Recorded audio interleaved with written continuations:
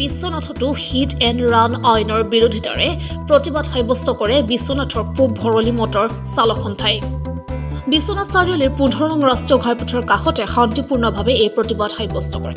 উল্লেখযোগ্য যে মটৰ চালক সন্থা জিন্দাবাদ, আমি এই আইন নামানো ধ্বনিৰে বিশ্বনাথৰ আকাশ বতাহ উত্তাল কৰি তোলে।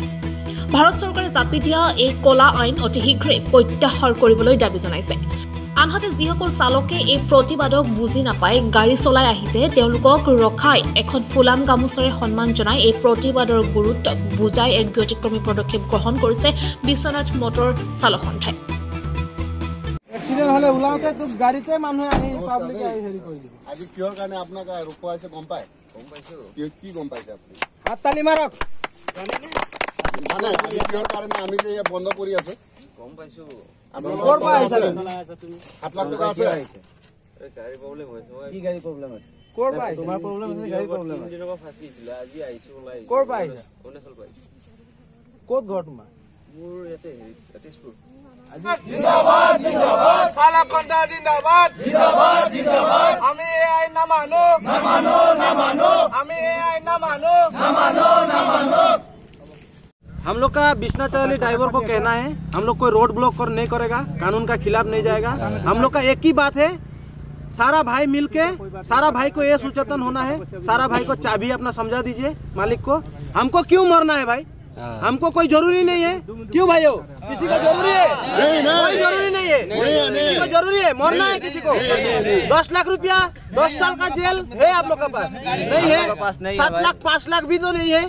5 लाख भी मान लीजिए सरकार मिला के 5 लाख में आ जाएगा बात। 5 लाख भी नहीं है। 1 लाख ही नहीं देखा, एक साथ में 5 लाख कहाँ से? आप ड्राइवरी का नौकरी करके कितना कमा लेता है बोलिए?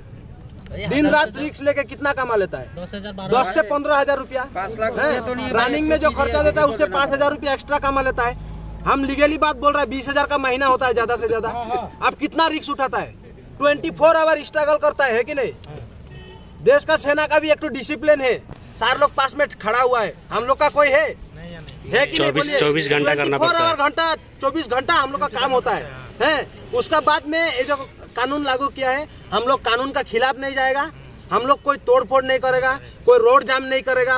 চাৰিআলি ট্ৰাক চালক এছ'চিয়েশ্যনৰ ফালৰ পৰা সমগ্ৰ নৰ্থ ইষ্টৰ লগত জড়িত হৈ ভাৰত চৰকাৰে যিখন আমাৰ ওপৰত কালা আইন জাপি দিছে তাৰ প্ৰতিবাদত আমি আজি 48 ঘণ্টীয়া বন্ধৰ সফল ৰূপায়ণ কৰিবৰ কাৰণে ইয়াত সমবেত হৈছোহি নেশ্যনেল হাইৱে 15 কাষত। সকলো ড্ৰাইভাৰ প্ৰায়খিনি ড্ৰাইভাৰে মানিছে এই প্ৰতিবাদটো।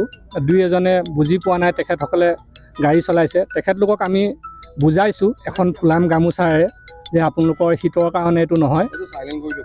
সেই হেতুকে আমি যি দুই এখন গাড়ী আহিছে তেখেতলোকক গাড়ীখন ৰখাই পেলাই এখন ফুলাম গামোচাৰে আদৰণি জনাই তেখেতক বুজাই দিছোঁ এইটো কি কাৰণে কৰা হৈছে। 48 ঘণ্টাটো বন্ধ সফল হ'বই হৈছে। যেতিয়ালৈকে এই কালা আইনখন আমাৰ ওপৰৰ পৰা আঁতৰি নাযাব তেতিয়ালৈকে আমাৰ এই কৰ্মবিৰতিটো অব্যাহত থাকিব।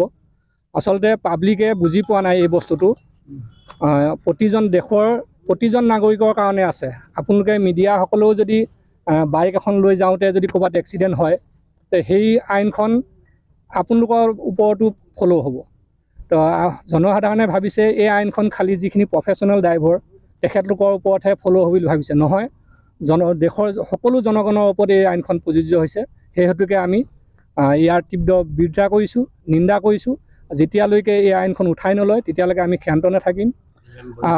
বন্ধত থাকিবই। এতিয়া প্ৰথম অৱস্থাত 48 ঘণ্টা আছে, তাৰ পাছত আকৌ আগন্তুক দিনত বাঢ়ি যাব। যেতিয়ালৈ যদি উঠাই নলয় তেতিয়ালৈকে